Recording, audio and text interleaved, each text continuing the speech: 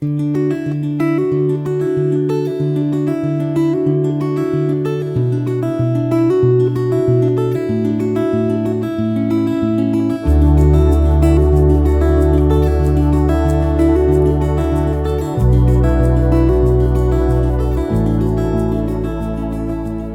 reading begins in Genesis, chapter 44, starting in verse 1.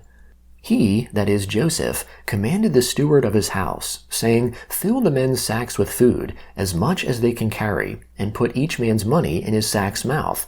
Put my cup, the silver cup, in the sack's mouth of the youngest, with his grain money." He did according to the word that Joseph had spoken. As soon as the morning was light, the men were sent away, they and their donkeys. When they had gone out of the city, and were not yet far off, Joseph said to his steward, "Up, follow after the men. When you overtake them, ask them, 'Why have you rewarded evil for good? Isn't this that from which my Lord drinks, and by which he indeed divines? You have done evil in so doing.' He overtook them, and he spoke these words to them. They said to him, 'Why does my Lord speak such words as these? Far be it from your servants that they should do such a thing. Behold, the money, which we found in our sacks' mouths, we brought again to you out of the land of Canaan. How then should we steal silver or gold out of your Lord's house? With whomever of your servants it is found, let him die, and we also will be my Lord's slaves.' He said, 'Now also let it be according to your words. He with whom it is found will be my slave, and you will be blameless.' Then they hurried, and each man took his sack down to the ground, and each man opened his sack.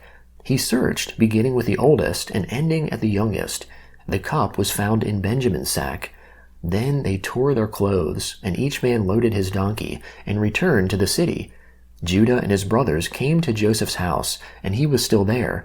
They fell on the ground before him. Joseph said to them, 'What deed is this that you have done?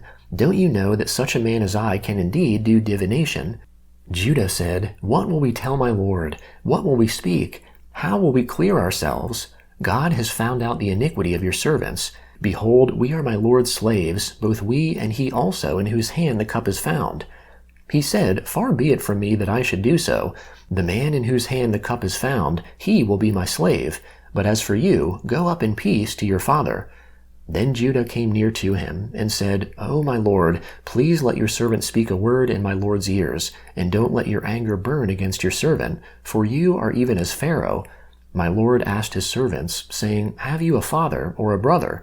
We said to my Lord, 'We have a father, an old man, and a child of his old age, a little one, and his brother is dead, and he alone is left of his mother, and his father loves him.' You said to your servants, 'Bring him down to me, that I may set my eyes on him.' We said to my Lord, 'The boy can't leave his father, for if he should leave his father would die.' You said to your servants, 'Unless your youngest brother comes down with you, you will see my face no more.' When we came up to your servant my father, we told him the words of my Lord. Our father said, 'Go again and buy us a little food.' We said, 'We can't go down. If our youngest brother is with us, then we will go down, for we may not see the man's face unless our youngest brother is with us.' Your servant, my father, said to us, 'You know that my wife bore me 2 sons. One went out from me, and I said, surely he is torn in pieces, and I haven't seen him since. If you take this one also from me, and harm happens to him, you will bring down my gray hairs with sorrow to Sheol. Now therefore, when I come to your servant my father, and the boy is not with us, since his life is bound up in the boy's life, it will happen, when he sees that the boy is no more, that he will die. Your servants will bring down the gray hairs of your servant, our father, with sorrow to Sheol. For your servant became collateral for the boy to my father, saying, If I don't bring him to you, then I will bear the blame to my father forever. Now therefore, please let your servant stay instead of the boy, my lord's slave, and let the boy go up with his brothers. For how will I go up to my father if the boy isn't with me, lest I see the evil that will come on my father?' Then Joseph couldn't control himself before all those who stood before him, and he called out, 'Cause everyone to go out from me.' No one else stood with him, while Joseph made himself known to his brothers. He wept aloud. The Egyptians heard, and the house of Pharaoh heard. Joseph said to his brothers, 'I am Joseph. Does my father still live?' His brothers couldn't answer him, for they were terrified at his presence. Joseph said to his brothers, 'Come near to me, please.' They came near. He said, "I am Joseph, your brother, whom you sold into Egypt. Now don't be grieved, nor angry with yourselves that you sold me here, for God sent me before you to preserve life. For these 2 years the famine has been in the land, and there are yet 5 years in which there will be no plowing and no harvest. God sent me before you to preserve for you a remnant in the earth, and to save you alive by a great deliverance. So now it wasn't you who sent me here, but God, and he has made me a father to Pharaoh, lord of all his house, and ruler over all the land of Egypt. Hurry and go up to my father, and tell him, this is what your son Joseph says. God has made me lord of all Egypt. Come down to me. Don't wait. You shall dwell in the land of Goshen, and you will be near to me, you, your children, your children's children, your flocks, your herds, and all that you have. There I will provide for there are yet 5 years of famine, lest you come to poverty, you and your household, and all that you have. Behold, your eyes see, and the eyes of my brother Benjamin, that it is my mouth that speaks to you. You shall tell my father of all my glory in Egypt, and of all that you have seen. You shall hurry and bring my father down here." He fell on his brother Benjamin's neck and wept, and Benjamin wept on his neck. He kissed all of his brothers and wept on them. After that, his brothers talked with him. The report of it was heard in Pharaoh's house, saying, "Joseph's brothers have come." It pleased Pharaoh well, and his servants.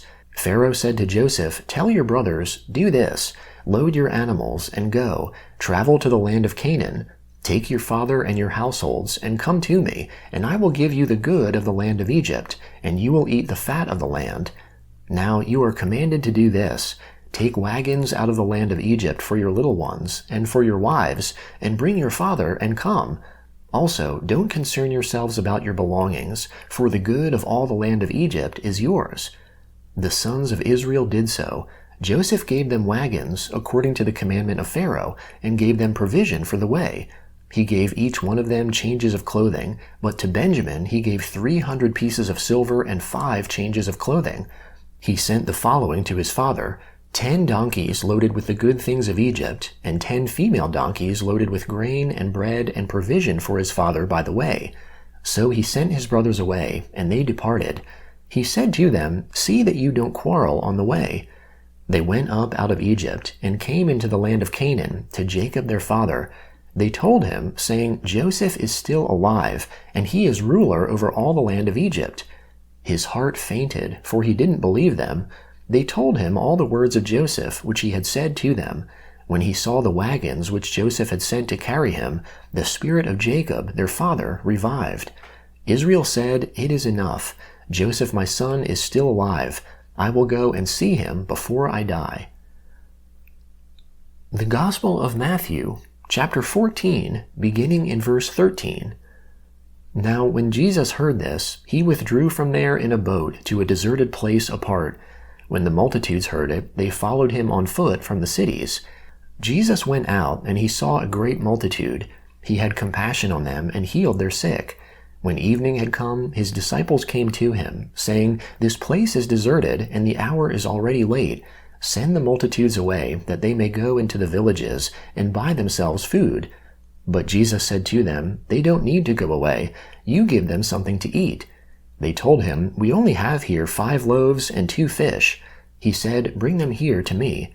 He commanded the multitudes to sit down on the grass, and he took the 5 loaves and the 2 fish, and looking up to heaven, he blessed, broke, and gave the loaves to the disciples, and the disciples gave to the multitudes.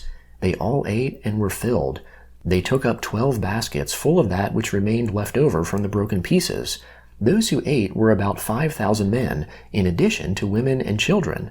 Immediately Jesus made the disciples get into the boat and go ahead of him to the other side, while he sent the multitudes away. After he had sent the multitudes away, he went up into the mountain by himself to pray. When evening had come, he was there alone, but the boat was now in the middle of the sea, distressed by the waves, for the wind was contrary. In the 4th watch of the night, Jesus came to them, walking on the sea. When the disciples saw him walking on the sea, they were troubled, saying, "It's a ghost," and they cried out for fear.